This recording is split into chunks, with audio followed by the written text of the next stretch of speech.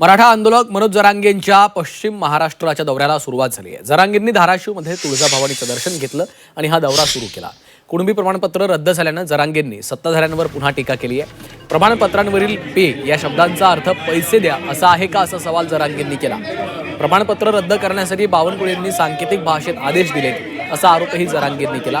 मराठ्यांना त्रास दिला असून सरकारला वाटणीवर आणणार असा इशारा देखील जरांगेंनी दिलाय। यावर चंद्रशेखर बावनकुळे यांची प्रतिक्रिया समोर आली आहे।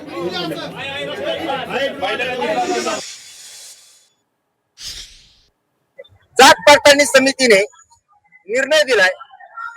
जात पडताळणी समितीने वैधता प्रमाणपत्र जारी करण्याचा निर्णय घेतला।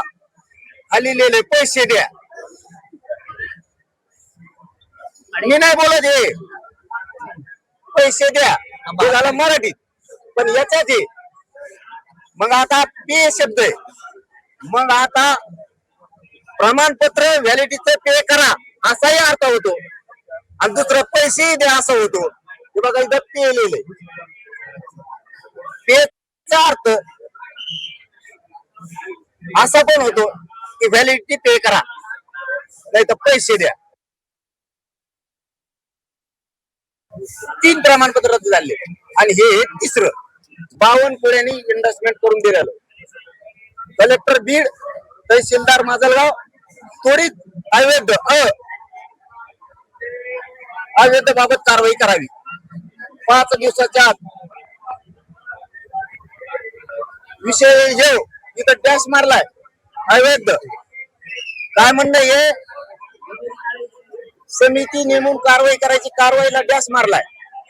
चौकशी करून अवैध करण्याबाबत त्याचा अर्थ असा होतो अधिकाऱ्यांना सांकेतिक भाषा ही बावनकुळेची। काय चूक बोलतो मी? माझं रक्तच नाहीये। जे कोणी माझा आरोप करताय त्यांना लखलाभ आहे। माझा स्वभाव नाही कुणाच्या विरुद्ध वागण्याचा, कुणावर अन्याय करण्याचा, आणि त्यामुळे मराठा समाजाच्या बद्दल कधीच माझ्या मनात वेगळी भूमिका नाहीये। कारण मराठा समाजाच्या फारच जवळचा मी आहे। जसं ओबीसीचा घरातला आहे तसा मराठाच्या समाजातला घरातला आहे, आणि त्यामुळं परिवारामध्ये आम्ही कधी असं करत नाही।